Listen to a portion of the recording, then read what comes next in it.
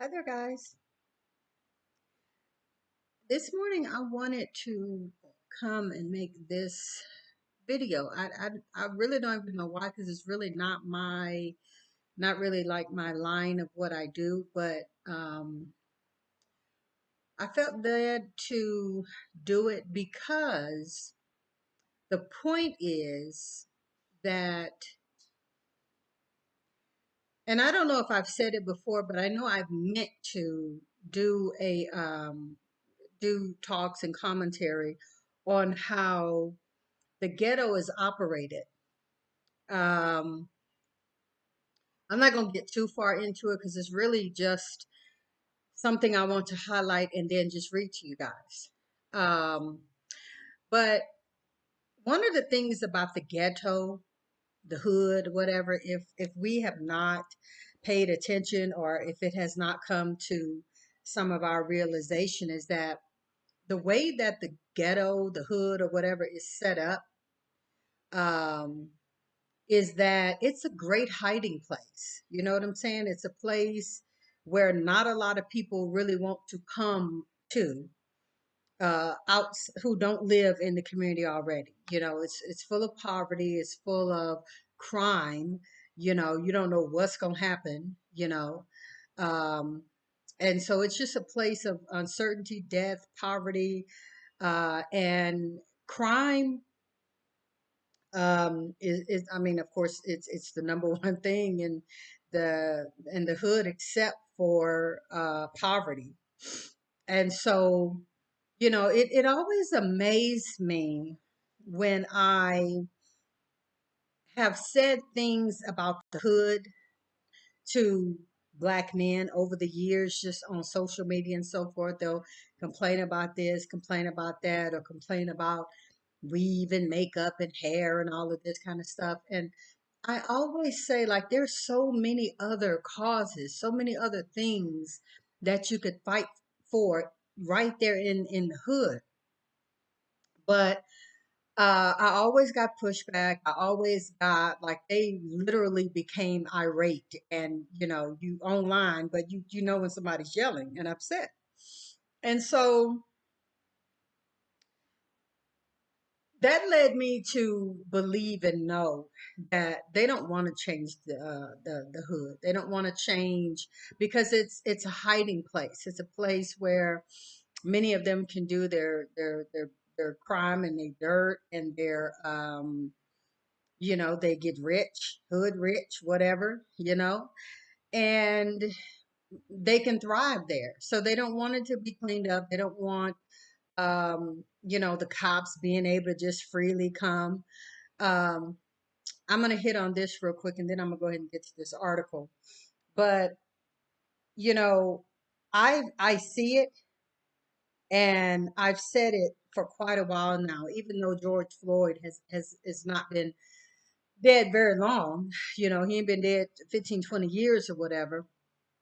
It's pretty much the one of the new things of our time, this whole George Floyd thing. I actually call it the revolution.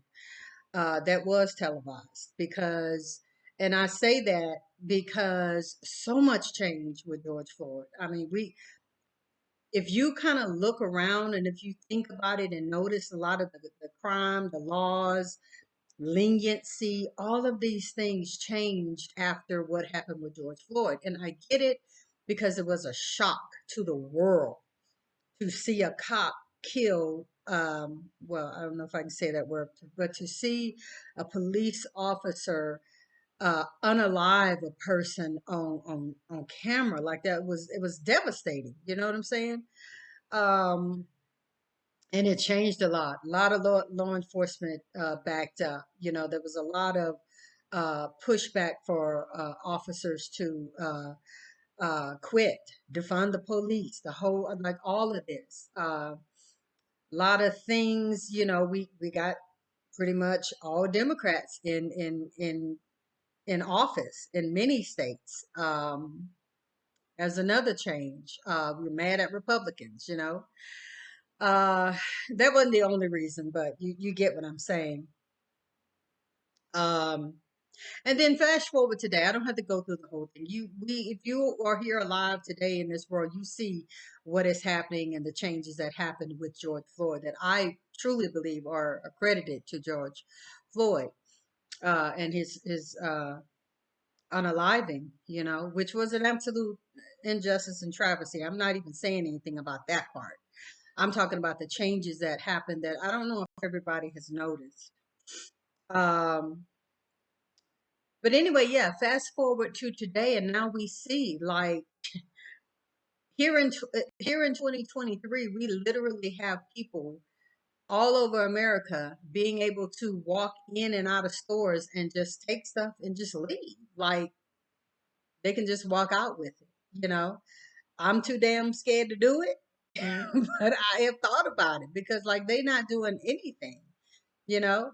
Um, my daughter works at a store type place, and she has told me even all through Christmas how people came in and just filled up baskets full of stuff and just left. Like people, she told me just the other day, people uh come into the store and like literally just sweep the shelf and put stuff in the basket, and because they can't follow them, they can't do anything, police ain't coming, you know. um so it's crazy right now, and that's not just it. A lot of stuff that is happening even with schools. There was a school shooting somewhere because there's been so many as of this at this point, but it wasn't too long ago.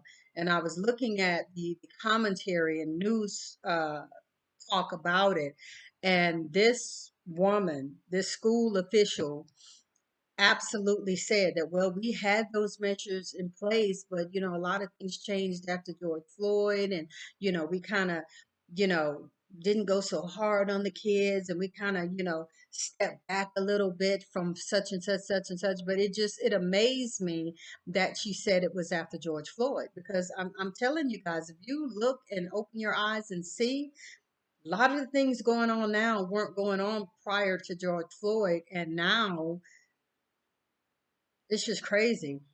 But that was a little bit of a segue, a little bit into what I want to talk about, because the thing of it is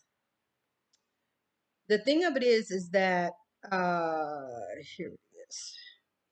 The thing of it is that we in the Black community, and especially women in the Black community, have for a very long time defended Black men. We have defended their behavior. We've defended them from the police.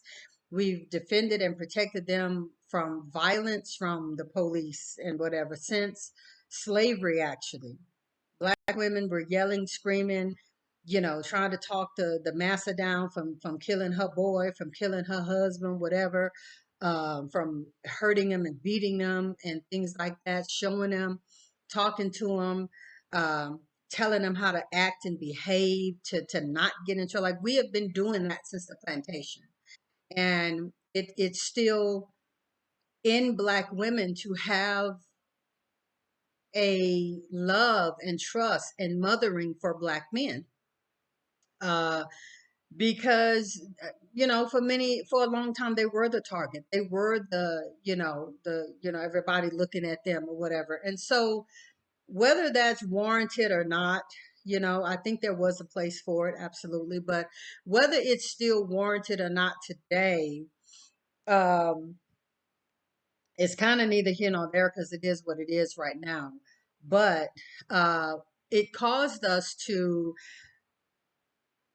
keep generationally a mindset that Black men were innocent, that Black men needed to be protected, that Black men, that we were going to stand in between the cops and Black men, and the whole thing, because they need us. They put themselves out there as being the victims. Now, I'm not going to talk about the other side of that. I'm going to go right on into this article that I want to just simply read to you guys. um, I don't, it's not that long. It's probably between 3 and 5 minutes or even less. But what I want to do is I want to spotlight things that hopefully will help Black women to wake up. There are certain things that you say and have said throughout my lifetime, you know, that when you say it, it puts a face and a picture to it. And one of those things is serial killers. You say serial killer, first thing pop up in your mind is a white guy, a white man, probably with some glasses or something, a little nerdy type, or just, the next door neighbor type. Like that's what when you say serial killer, that's what you think of. But like I say, we need to change their perspective, because I think this is a reason why so many Black men are right now in the incel community just going about undetected, because we don't think about it incel as a Black man. You still say incel, you still think of some white guy in his mom's basement, some little nerdy white guy being weird or whatever. And that's how you look at it. But we need to know that Black men are and have been throughout history the very same face of things that um, white men and other men have been accused of, but we don't look at it like that because of our mothering, our babying, our protecting of them, or the fact that, oh, that could be my son type behavior. You know what I'm saying? And so, and I think it has also to do with the media and all that, pushing narratives and things like that also. But I want to talk about the worst serial killer in American history. um Now, of course, I don't have pictures or anything like that. I may be able to put a link down here. Y'all know I'm not good with that kind of stuff. I wish I was. But at the end of the day, I am just reading this article pretty much the way, word for word, how it was written. This article comes August 24th of 2022. So it's not very old. Um, the that crap that is up here that where I can't see the whole article. Um, this is from the Crime Wire, uh, and hopefully I won't be getting tongue tied in this here. But I'm about to start this. First of all, I'm gonna say something about. No, I'm gonna read the article. The worst serial killer in American history.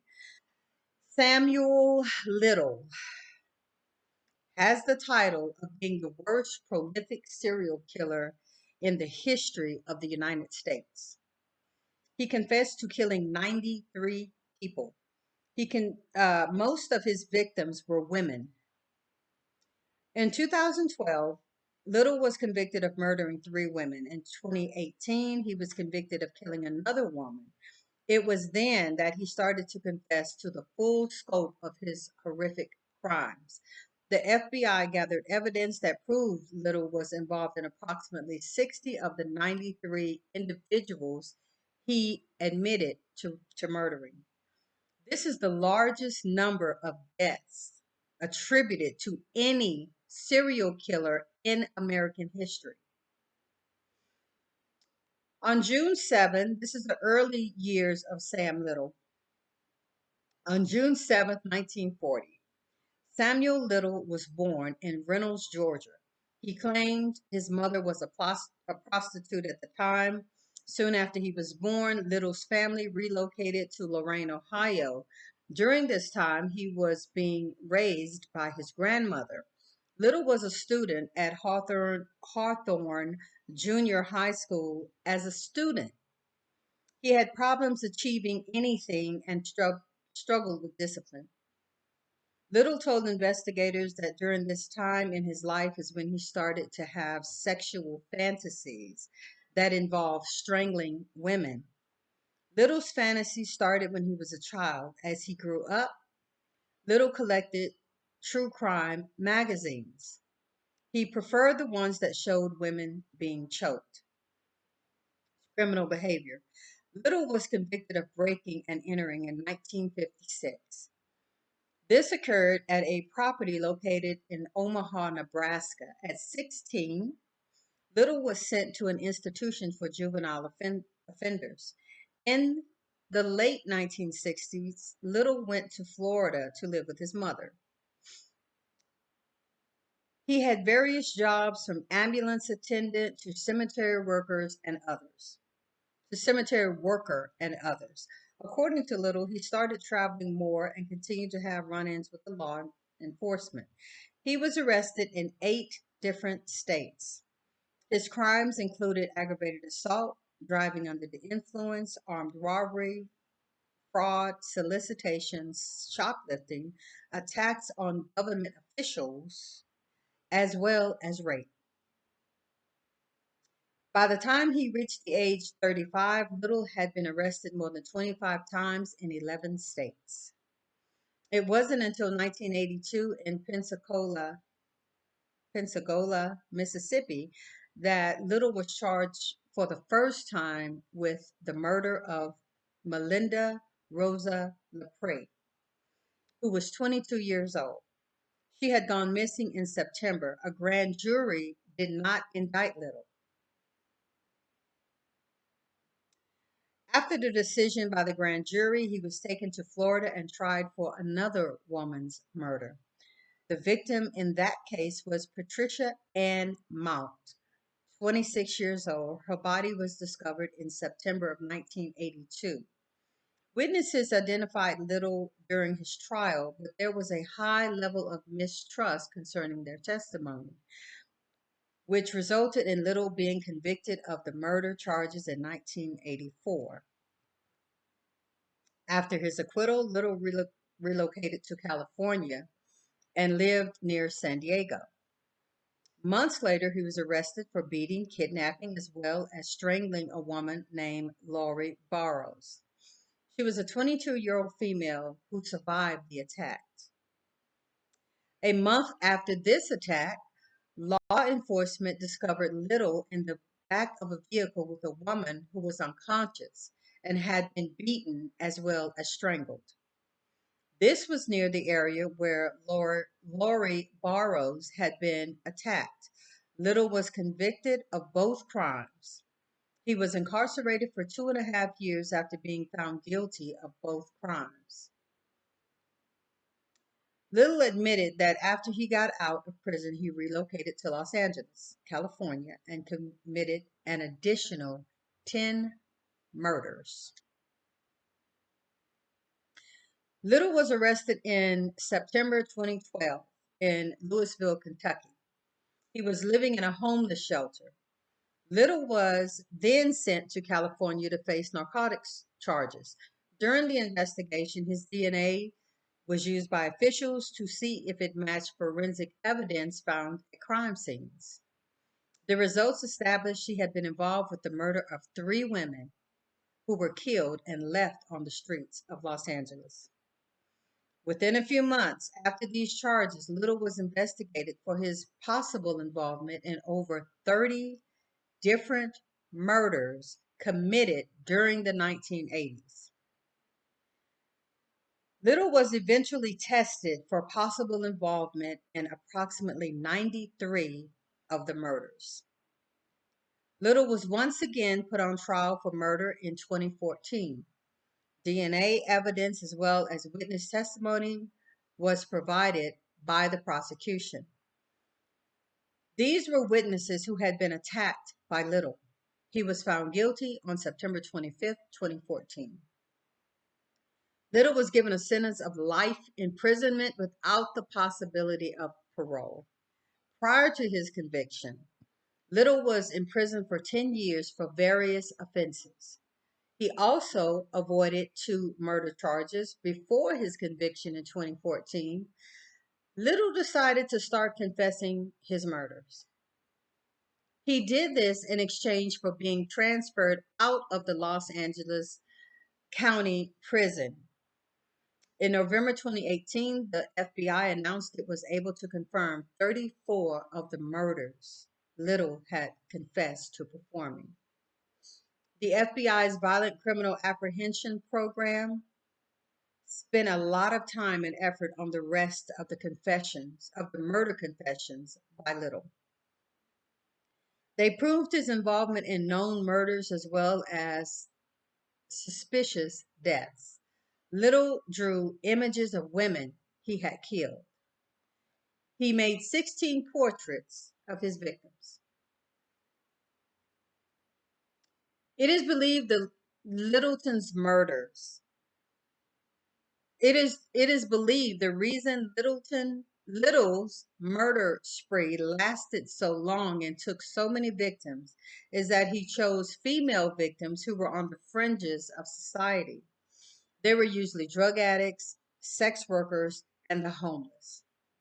Marginalized communities that rarely provoke a timely response from law enforcement. Little told investigators he never killed a governor or senator. He never attacked a fancy New York journalist. He told people he chose to stay in the ghetto. On December 30th, 2020, Samuel Little died. He was in a Los Angeles County area hospital. According to the California Department of Corrections and Rehabilitation, there was no final determination as to what specifically caused Little's death. It is known that Little suffered from heart problems, diabetes, as well as other type of health conditions. Most of his victims continue to be unidentified. It is common for their deaths to have been listed as drug overdoses, accidental or natural causes. His method of murder started by punching his victims so hard that they would become unconscious. Little would then strangle them to death. His method of killing involved no stab wounds or bullets. This caused law enforcement to struggle with identifying the women he killed as victims of murder. That is the end of that article. Um, the only thing I really want to say about that, because I spoke in the beginning. The only thing I really want to say about that whole horrible article is that Little said he chose to stay in the ghetto. He chose because you can walk undetected. You just like everybody else. And if you look up this article and look up Sam Little, this man, um, this man looked like somebody's pawpaw at his death. Now, all of his life, he probably, just look like a regular, everyday old black man. But you don't look at, like I say, them as being serial killers and stuff like that. But there are more. There are more. I'm not a serial killer fanatic watcher thing. Like I don't like stuff like that. Netflix has so many um, of those type of documentaries. I stay away from those. Those bother me. But I have seen a few uh, serial killer things, not on Netflix necessarily, but just like on YouTube, just looking at an interesting, looking at something that looked like it might be interesting, and lo and behold, it turns out to be something like that. So please know there are more. You know what I'm saying? And being in the ghetto and being under all that poverty and you know the drugs, the homelessness, the crime, the prostitution, yeah, I can absolutely see why these women's murders and probably still today go undetected when you're in that underworld. uh there was another, not too long ago, there was another black man in this time that was convicted of, and this guy was really handsome, convicted of killing a bunch of homeless women. Nice looking, nice dressed guy would drive up and kill homeless women and things like that. And this was a black guy. This was not too long ago either. But at the end of the day, it is ladies stay safe. I'm sorry. Um, stay protected, stay vigilant, you know. It's really the grace of the divine feminine that all of us, aren't consumed at any point. So, you know, It's staying protected, it is staying aware and things like that, trying to stay away from troublesome people and things like that in the ghetto, in the hood or what have you. And I'm saying ghetto, I know that's an old crazy word, but it's because it was in this article, so it's kind of on my mind. But in the hood, it's so easy for crime to find you. Like you don't have to get up and go out and find crime. You know what I'm saying? It finds you. You know, um, ladies, stay safe, stay protected, get some protection. Do what you have to do to preserve your life and the life of your children, because you are absolutely a victim in the hood. You are absolutely a victim. Also, you're a victim to males, just kind of period, because of the fact that we are women. We're, we're weaker, physically and so forth.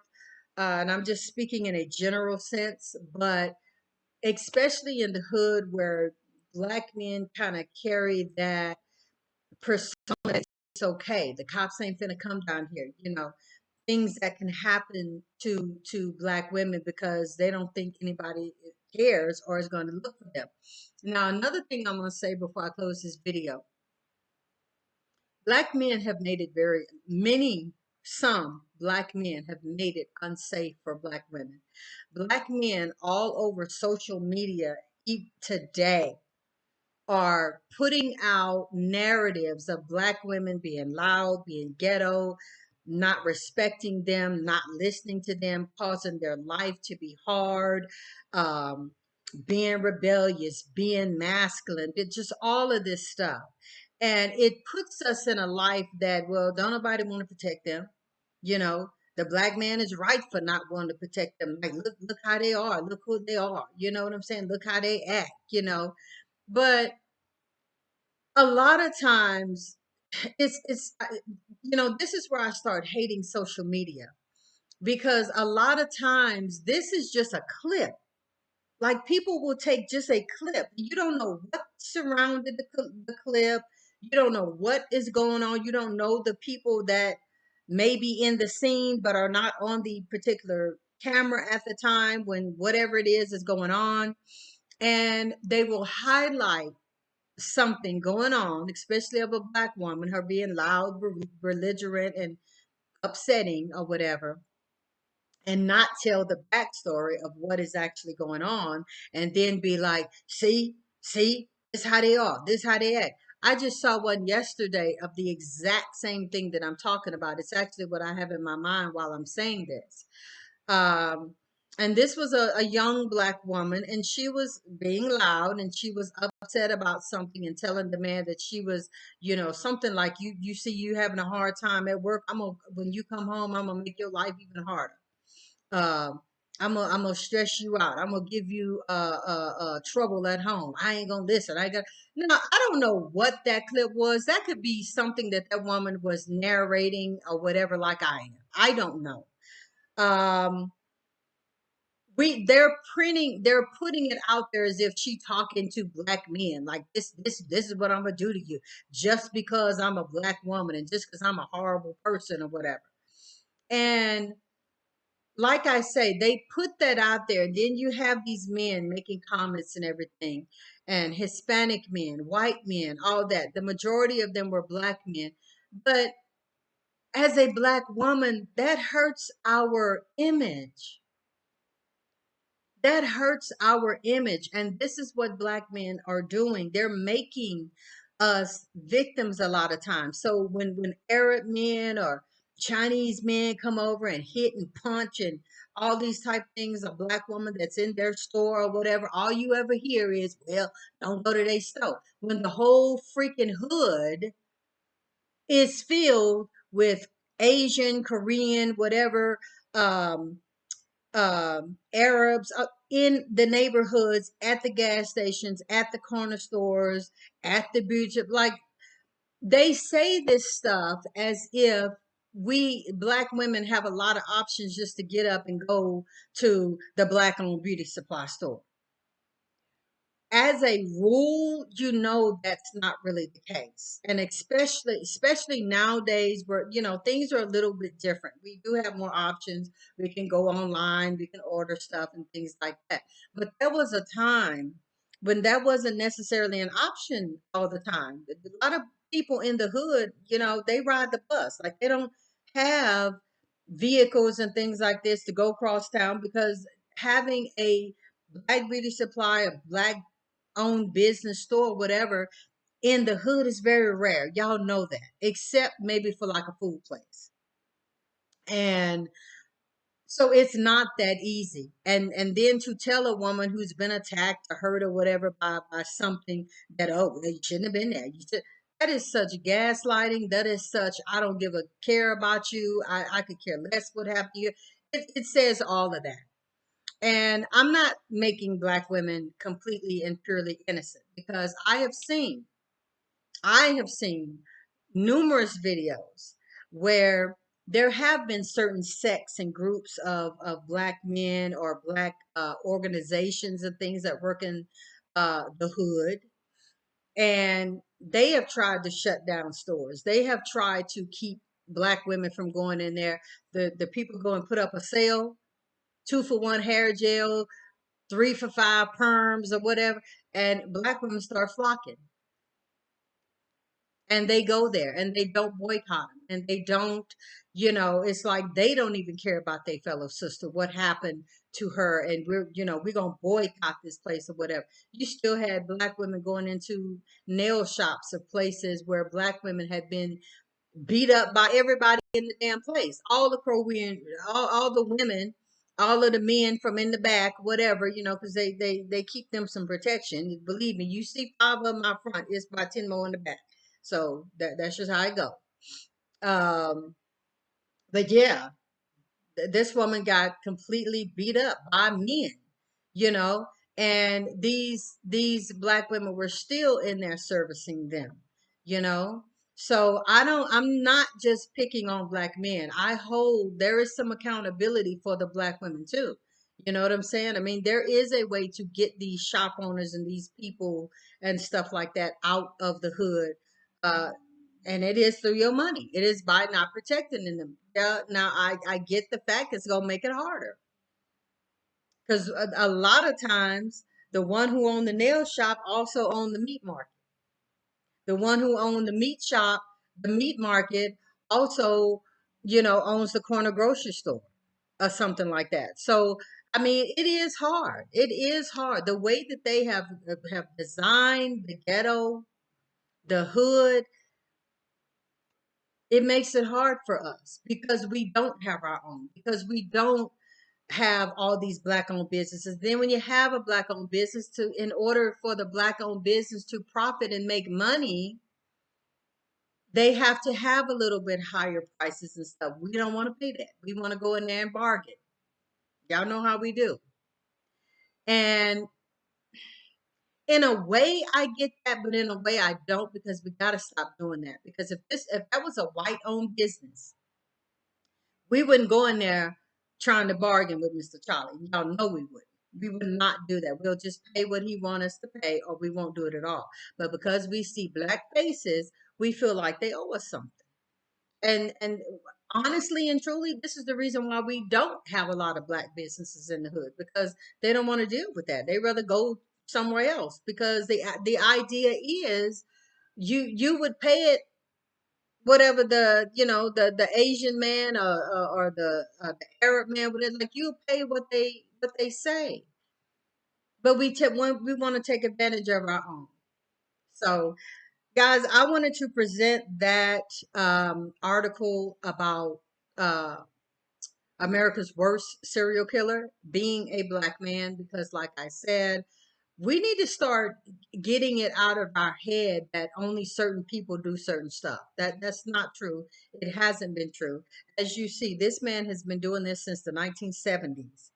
And they say 93 murders, which is a whole that's unbelievable to me. It could possibly have been more. We don't know what else this man has done. We don't know what he didn't. We don't know what he forgot. If he's killing like this, and getting away with it and not being convicted. And you don't know what this man probably just completely just forgot. Oh, yeah, I did. I did strangle her. I did put something in her drink. Like, I mean, you don't know. You know what I'm saying? But we need to begin to get away from the face of such and such being, oh, black people don't do that. We can't do that anymore. We cannot do that anymore. We have to begin to know, understand, and recognize the behavior that has been going on with many black men. And because we are the victims, we are the ones that are being targeted because we are so unsuspecting. We are so safe. We don't want to be judgmental. That beautiful, it was a beautiful black woman just recently, and I'm getting her stuff mixed up with the police officer who black female police officer that was killed. But I don't think that was the same person. It was a young black beautiful woman who had went into this elevator with an unknown uh black man who murdered her and killed her and raped her and threw her body down the trash chute just recently. And I'm almost certain she got into that elevator with that man because, she didn't feel nothing. She didn't see anything. She didn't think, she didn't feel threatened or whatever. I'm going to be honest. I wouldn't have gotten that elevator because, first of all, ain't so much got to do with him being black. It has to do with just the fact that I don't get into elevators with people. Like I'm so um, I am so cautious that especially men, I don't white men, it's been white men, it's been Hispanic men, Asian, I don't care. I don't get into elevators with men at all, period. It could be a group of them. I'm especially I getting in with a group of them. But this has been a long time. I'll get in there with a woman, you know what I'm saying, with some woman and some kids or something like that. But normally I like to get in elevators by myself. There have been times when people have got in the elevator with me and I have gotten out. I don't really give a shit what you think about me. I don't care if you think I don't care what you think. There have been people who have held the elevator for me while they're in the elevator, men or a group of men or whatever. Matter of fact, there was a group of white men that were all getting into this elevator. I was standing there waiting first, and then they came up. And when they came up and got in the elevator, I mean, I'm still standing there, and they're holding the door open for me, and I'm like, I'm gonna wait. I'm good, whatever. And sometimes I don't say anything. You know what I'm saying? I don't care what you think. I don't care if you think I'm crazy, something wrong with her, whatever. Good, because you think I'm crazy, maybe you'll stay away from me. I don't know, but that's me. Call me weird. I am just very, very cautious, and it hurt my heart to see that happened to that young, beautiful woman. I mean, it's so many ways that we put ourselves in jeopardy because we're trusting because they black like us.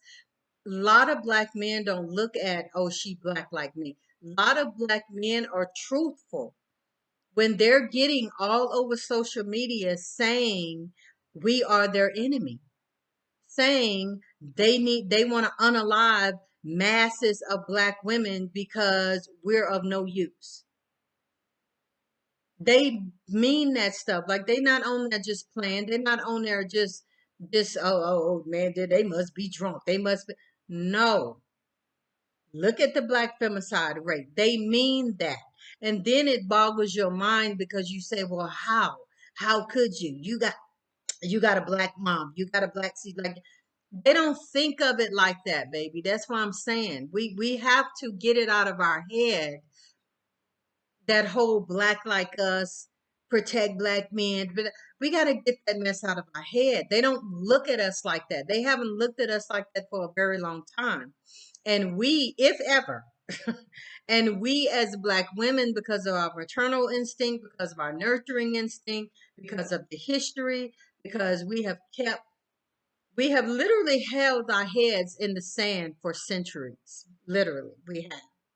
And we've been the victim.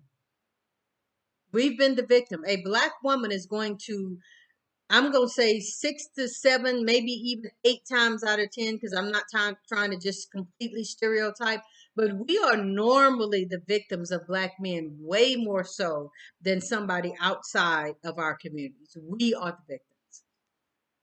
And 9 times out of 10, I want to say 10 times out of 10, but 9 times out of 10, there is really no justice for us. There's no marching for us. There's no, um, trying to there's no marching for Black women. They marched for Sandra Bland and things like that. That was a travesty and all that. And there's been a few other Black women, um, Breonna Taylor and things like that. But other than that, when you compare the number of rallies, the number of, you know, injustices and marches and candlelight vigils and all that for Black men who many times were guilty, who many times were involved in criminal behavior, yet we still out here holding candlelight vigils for them. Black women being unalived, Black women just being killed for the sake of being killed, like today, like it's some type of damn sport.